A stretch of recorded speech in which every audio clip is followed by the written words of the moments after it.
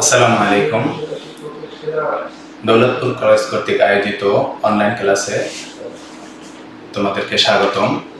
আমি মোহাম্মদ মনিরুজ্জামান, প্রভাষক রসায়ন বিভাগ, দৌলতপুর কলেজ, কুষ্টিয়া।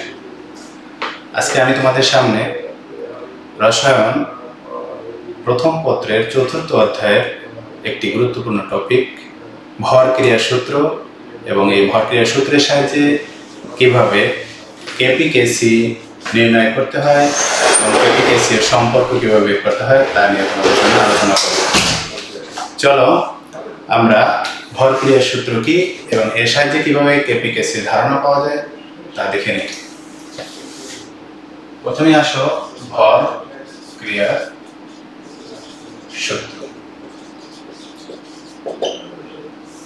আমরা একটা উভমুখী বিক্রিয়া নিয়ে আলোচনা করি। উভমুখী বিক্রিয়াটা জেনারেল একটা বিক্রিয়া দেখব। ধরে নিলাম এ মোল সংখ্যা, তার সাথে বিক্রিয়ক পদার্থ হলো ক্যাপিটাল লেটারে এ, এবং বি তার সাথে একটা পদার্থ নিলাম বি। এখানে আমরা উৎপাদ হিসাবে নিয়ে নিলাম এল প্লাস এম। এখন এই বিক্রিয়ার সাহায্যে কিভাবে আমরা কেপি-কেসি এর ধারণা পেতে পারি তা দেখে নিই। এটা হলো সম্মুখ বিক্রিয়া, এই অংশটাকে বলা হয় পশ্চাৎ বিক্রিয়া। ভর ক্রিয়ার সূত্রটা হচ্ছে এভাবে যে কোনো উভমুখী বিক্রিয়া বিক্রিয়ক অথবা উৎপাদের হার বিক্রিয়ক অথবা উৎপাদে উপস্থিত যে পদার্থগুলো আছে তার সক্রিয় ভরের সমানুপাতিক। আমি যদি বলি যে সম্মুখ বিক্রিয়ার হার, লেখা যাচ্ছে সম্মুখ বিক্রিয়ার হার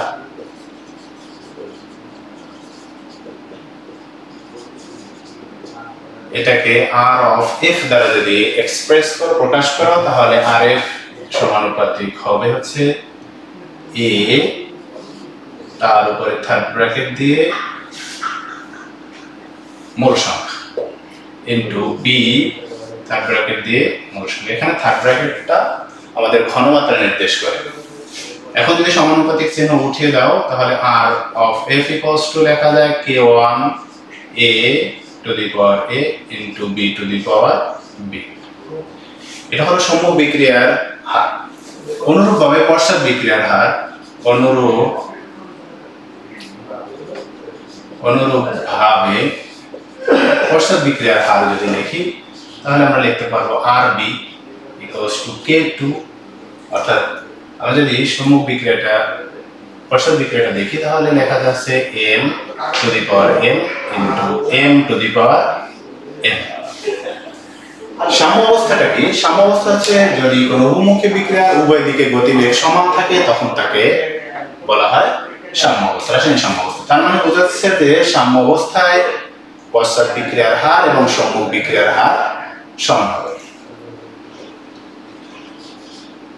সাম্য অবস্থায় আমরা লিখতে পারবো তাহলে RF সমান সমান RB। তাহলে RF এর ভ্যালু কত আমরা পাইলাম এখানে? K1 into A to the power A B to the power B equals to K2। এখানে L to the power হচ্ছে তোমার L এবং M to the power M। এই সমীকরণটাকে যদি আমরা ধ্রুবক পদকে একদিকে নিয়ে যাই, অর্থাৎ k1 ডিভাইডেড যদি k2 করি, তাহলে পাচ্ছে হচ্ছে l two the power l m two the power m divided হচ্ছে a two the power a into b two the power b। এই k1 এবং k2 দুইটাই যেহেতু ধ্রুবক পদ, এই ধ্রুবক পদের ভাগফল একটি ধ্রুবক পদ হবে এবং সেটাকে কেসি দ্বারা প্রকাশ করা হয়। এখন বলতে পারো কেন কেসি দ্বারা প্রকাশ করা হলো? এখানে ঘনমাত্রা রিলেটেড, যেহেতু সি মানে হচ্ছে কনসেন্ট্রেশন, এই জন্য k1 k2 এর ভাগফল একটি ধ্রুবক পদ, সেটাকে আমরা কেসি দ্বারা প্রকাশ করলাম। এর মানে হচ্ছে উৎপাদের ঘনমাত্রা এবং বিক্রিয়কের ঘনমাত্রা গুণফলের অনুপাতকে বলা হয় সাম্যধ্রুবক কেসি। প্রিয় শিক্ষার্থী, তোমরা যদি কোনো একটি উভমুখী বিক্রিয়া দেখো, তো তোমাকে যদি পরীক্ষায় বলা হয় যে উভমুখী বিক্রিয়ার ক্ষেত্রে কেসি কিভাবে নির্ণয় করবা, তো তুমি ডিরেক্ট এখানে কেসি বলতে পারবা যে কোন উন্মুখী বিক্রিয়ার উৎপাদের মোলার ঘনমাত্রার গুণফল এবং বিক্রিয়কের মোলার ঘনমাত্রার গুণফলের অনুপাতকে বলা হয় সাম্যদ্রবক কেসি। এখানে কেসিকে বলা হয় সাম্যদ্রবক,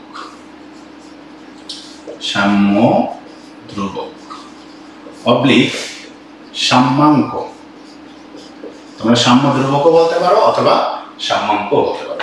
এখান থেকে একটা পরীক্ষা কোশ্চেন আসে যে কোনো উন্মুখী বিক্রিয়ায় কেসি এর মান শূন্য অথবা অসীম হতে পারে কিনা।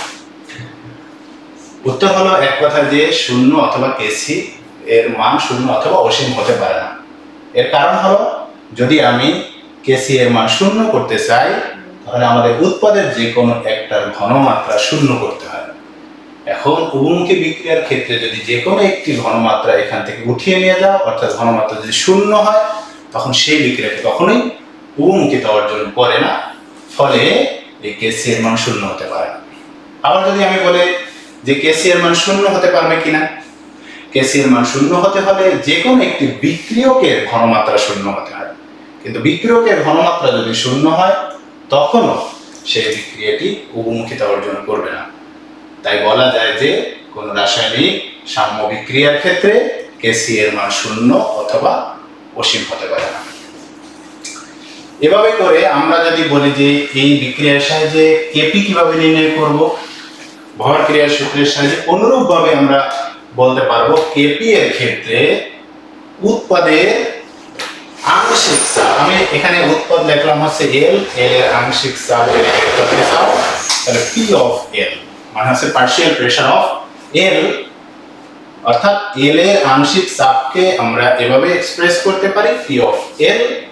এখানে যেহেতু মোল সংখ্যা এল আছে সেটা পাওয়ারে চলে যাবে into M P of M to the power হচ্ছে M divided P of A into P of B to the power B. তাহলে এখান থেকে আমরা বলতে পারি যে সাম্যদ্রব্য কেপি কাকে বলে, কোন উন্মুখী বিক্রিয়ার উৎপাদের আংশিক চাপের গুণফল এবং বিক্রিয়কের আংশিক চাপের গুণফলের অনুপাতকে সাম্যদ্রব্যক বলে, এটাও সাম্যদ্রব্যক। তাহলে কোশ্চেন হলো দুইটাই যেহেতু সাম্যদ্রব্যক দুইটার রূপ ভিন্ন কেন। যখন তোমাদের পরীক্ষার কোশ্চেনে তোমার ঘনমাত্রা দেওয়া থাকবে তখন তোমরা কেসি নির্ণয় করতে পারবে, অর্থাৎ ঘনমাত্রা আবার আয়তনের সাথে রিলেটেড। ঘনমাত্রা এবং আয়তন যখন দেওয়া থাকবে তখন আমরা কেসি নির্ণয় করতে পারবো, যদি আমাদের চাপ দেওয়া থাকে তখন আমরা কেপি নির্ণয় করতে পারবো। দুইটাই হচ্ছে সাম্যদ্রব্যক। এখন তোমাকে যদি বলা হয় যে কেপি এর মান শূন্য অথবা অসীম হতে পারবে কিনা, সেক্ষেত্রে আমি বলতে পারবো কেসি এর অনুরূপভাবে যে কেপি এর মানও শূন্য অথবা অসীম সম্ভব না। এবার আমরা কিছু স্পেসিফিক বিক্রিয়ার সাহায্যে দেখে নেই যে কিভাবে কেপি কেসি এর সম্পর্ক বের করতে হয়। যেমন ধরে নাও পরীক্ষা ম্যাক্সিমাম টাইমে এই কোশ্চেনটা চলে এসেছে, ফসফরাস পেন্টাক্লোরাইড এটাকে যদি তুমি ভেঙে নাও তাহলে আর ফসফরাস ট্রাইক্লোরাইড এবং ক্লোরাইড। এখন বলা হলো এই বিক্রিয়ার ক্ষেত্রে তোমার কেসি এর রাশিমালাটা কেমন হবে। তো আমরা ডিরেক্ট বলতে পারবো কেসি সমান সমান আছে উৎপাদের ঘনমাত্রা, উৎপাদে আছে আমাদের PCl3, এটা থার্ড ব্র্যাকেট দ্বারা ঘনমাত্রা প্রকাশ পায় ইনটু হচ্ছে ক্লোরিনের ঘনমাত্রা ডিভাইডেড PCl5। এভাবে বলা যেতে পারে এই বিক্রিয়ার ক্ষেত্রে কেসি হবে। অনুরূপভাবে কেপি যদি বলতে চাও তাহলে কিভাবে বলবা যে উৎপাদের যে পদার্থ দুইটা আছে সেই পদার্থ দুইটার আংশিক চাপ, অর্থাৎ PCl3 ইনটু PCl2 ডিভাইডেড হচ্ছে P অফ PCl5। তাহলে কিভাবে তুমি ডেফিনেশন দিতে পারো কেসি এই বিক্রিয়ার সাহায্যে? আমরা বলতে পারবো যে কেসি এর ক্ষেত্রে উৎপাদের ঘনমাত্রা এবং বিক্রিয়কের ঘনমাত্রা গুণফলের অনুপাতকে কেসি বলা হয়, অর্থাৎ সাম্যদ্রব্যক কেসি। অনুরূপভাবে কেপি যদি আসে তখন কেপি কিভাবে লিখবে? বলতে হবে উৎপাদের আংশিক চাপের গুণফল এবং বিক্রিয়কের আংশিক চাপের গুণফলের অনুপাতকে কেপি বলা হয়। এখন আসো আমরা এই বিক্রিয়াগুলোর থেকে কিভাবে বিয়োজন মাত্রা আলফা হলে কেপি এবং কেসি এর রাশিমালা নির্ণয় করব। ধরে নিলাম এই বিক্রিয়ার বিয়োজন মাত্রা হচ্ছে আলফা, অর্থাৎ বিয়োজন মাত্রাটা কি, তোমার কাছে কতটুকু বিক্রিয়ক পদার্থ আছে তা থেকে কি অংশ ভেঙে উৎপাদ তৈরি হলো সেই পরিমাণটাই হচ্ছে বিয়োজন মাত্রা। তো আমরা ধরে নিলাম যে এই বিক্রিয়ার ক্ষেত্রে তোমরা যখন পরীক্ষায় কোশ্চেন আসবে ম্যাক্সিমাম টাইমে আমরা দেখলাম যে এই বিক্রিয়াগুলোর ক্ষেত্রে কেপি কেসি এর রাশিমালা নির্ণয় করতে বলে, অথবা বিয়োজন মাত্রাটা দেয়া থাকে তোমাকে কেপি এবং কেসি বের করতে বলে। তো আমি এখন যেভাবে দেখিয়ে দেব এভাবে যদি তুমি শিখে নাও, যে কোনো কোশ্চেন আসলে পরীক্ষা পারবে। প্রাথমিক মোল সংখ্যা, এখানে স্পেস রেখে লিখতে হবে প্রাথমিক মোল। আমরা এখানে কোনো মোল সংখ্যা দেখছি না, তাহলে এখানে সমতার জন্য বোঝা যাচ্ছে যে 1 মোল আছে, ধরে নেব এখানে 1 মোল। বিক্রিয়া যেহেতু শুরু হয়নি তাহলে উৎপাদের মোল সংখ্যা আছে 0। এখন তুমি সাম্য অবস্থায় যখন লিখবা সাম্য অবস্থায় মোল, এখানে আমরা বললাম যে আমাদের যতটুকু ছিল তার থেকে আলফা মোল ভেঙে যাবে, তাহলে আমাদের ছিল হচ্ছে 1 মোল, এখান থেকে যদি ভেঙে যায় আলফা মোল তাহলে 1 মাইনাস আলফা, এবং সেই আলফা কোথায় চলে যাবে, উৎপাদের ভিতরে যাবে, আলফা যোগ আলফা। তাহলে মোট মোল সংখ্যা কত হবে, মোট মোল এখানে যতগুলো মোল সংখ্যা পেলাম সবগুলো মোল সংখ্যাকে যোগ করব, অর্থাৎ 1 মাইনাস আলফা যোগ আলফা যোগ হচ্ছে আলফা। এখানে আলফা আলফা কাটাকাটি করলে 1 প্লাস আলফা মোল আমাদের মোট মোল সংখ্যা চলে আসে। এখন যেহেতু আমরা কেপি এবং কেসি এর রাশিমালা নির্ণয় করব, আমরা বললাম যে কেপি যখনই বলবে তখন আমাদের প্রেসারটা থাকতে হবে। তখন তুমি কি করবা, ধরে নিবা, ধরি মিশ্রণের চাপ পি অ্যাটমসফিয়ার। আমরা এটা ধরে নিলাম যে এখানে চাপটা পি অ্যাটমসফিয়ার। এবার সাম্য অবস্থায় PCl5 এর আংশিক চাপ, কারণ কেপি নির্ণয় করবো এর মানে হচ্ছে আমাদের আংশিক চাপ লাগবে, আংশিক চাপ P of PCl5 অর্থাৎ partial pressure of phosphorus pentachloride. P of PCl5 equals to হচ্ছে x PCl5 ইনটু হচ্ছে P অ্যাটমসফিয়ার। এখানে কেন x লিখলাম, x দ্বারা বোঝাচ্ছে যে মোল ভগ্নাংশ, অর্থাৎ আংশিক চাপ সমান সমান হচ্ছে মোল ভগ্নাংশ ইনটু মোট চাপ। তাহলে বলতে পারো তাহলে মোল ভগ্নাংশ কিভাবে বের করব। মোল ভগ্নাংশ বের করার সিস্টেম আছে কোন মিশ্রণের উপাদান গ্যাসের মোল সংখ্যা, এখানে উপাদান পদার্থকে PCl5, তার মোল সংখ্যা কত 1 মাইনাস আলফা, ডিভাইডেড ওই মিশ্রণে উপস্থিত মোট মোল সংখ্যা।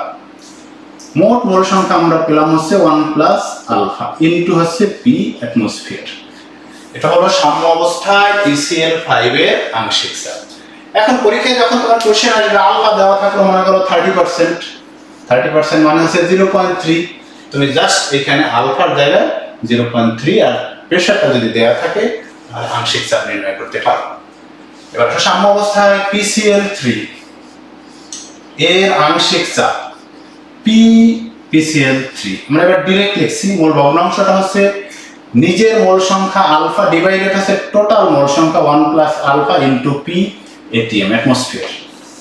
সাম্য অবস্থায় ক্লোরিন এর আংশিক চাপ P of Cl2 equals to নিজের মোল সংখ্যা হচ্ছে আলফা ডিভাইডেড হচ্ছে 1 plus alpha into P atmosphere.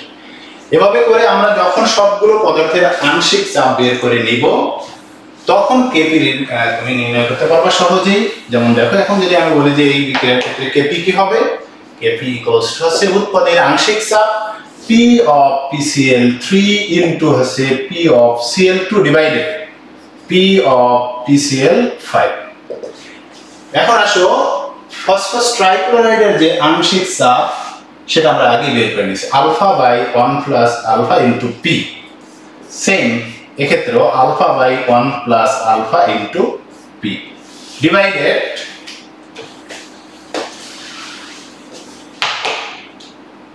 1 minus alpha divided হচ্ছে 1 প্লাস আলফা ইনটু P। এখানে যদি ক্যালকুলেশন করো তাহলে তুমি পাবো হচ্ছে alpha square P divided 1 minus alpha square. এটি হলো এই বিক্রিয়ার ক্ষেত্রে কেপি এর রাশিমালা। তো প্রিয় শিক্ষার্থী, তোমরা যখন তোমাদের পরীক্ষায় এরকম উপরে একটা বিক্রিয়া দেয়া থাকবে, তোমাকে বলা হলো কেপি নির্ণয় করো, তুমি দেখবা যে কি কি ডকুমেন্টস তোমার দেয়া আছে।